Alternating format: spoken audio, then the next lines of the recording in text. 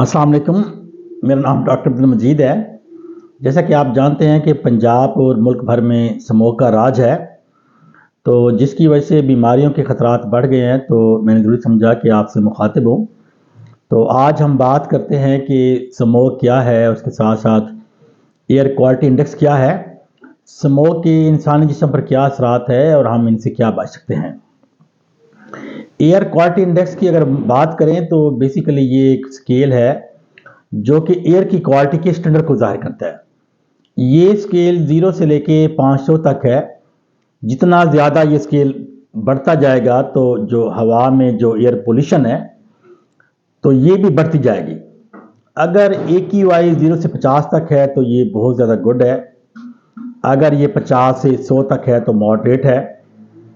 अगर ये 100 से 150 तक है तो ये कुछ सेंसिटिव किस्म के लोगों में ये उनके लिए अच्छा नहीं है। और अगर ये 150 से 200 के दरमियान है तो ये अनहेल्दी है। और अगर ये है तो ये बहुत ज़्यादा या सीवियर अनहेल्दी है।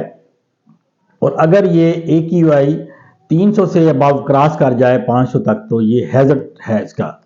तो हमें AQI के बारे में भी पता होना चाहिए। इसके लिए हम चाहिए कि हम अपना जो वेदर सिस्टम्स हैं वेबसाइट्स पे अवेलेबल हैं तो इसके भी हम बगौर देखते रहें। लोकल व्हाट्सएप ग्रुप्स में भी AQI के बारे में पता हो तो इसका जानना भी बहुत ज़्यादा ज़रूरी है। तो बेहतर सेहत के लिए हमें AQI के जानना बहुत ज़रूरी है। जब बाहर का AQI एयर क्वालिटी इंडेक्स ख़राब होगा तो डेफिनेटली हमारे घरों के अंदर भी AQI ख़राब होगा, तो हमें दिल की बीमारियां और सांस की बीमारियां हो सकती हैं।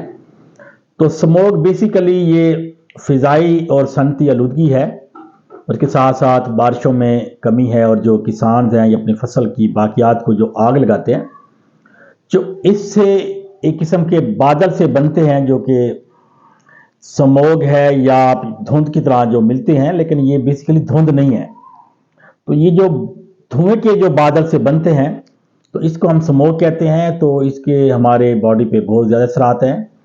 एक तो ये हमारे AQI को इम्पेक्ट करता है। स्मोक से बहुत ज़्यादा शदीद आंखों में जलन होती है, जिस्म पर खारिश भी हो सकती है, मुंह का जायका भी बदल सकता है। और जो लोग सांस की बीमारियां हैं वो निमोनिया या अस्थमा का भी शिकार हो सकते हैं। और ख़ास तौर पर जो बच्चे हैं वो रिस्क पे हैं। तो स्मोक से बचने के लिए हमें बहुत सारी एहतियाती तदाबीर इख्तियार करनी चाहिए।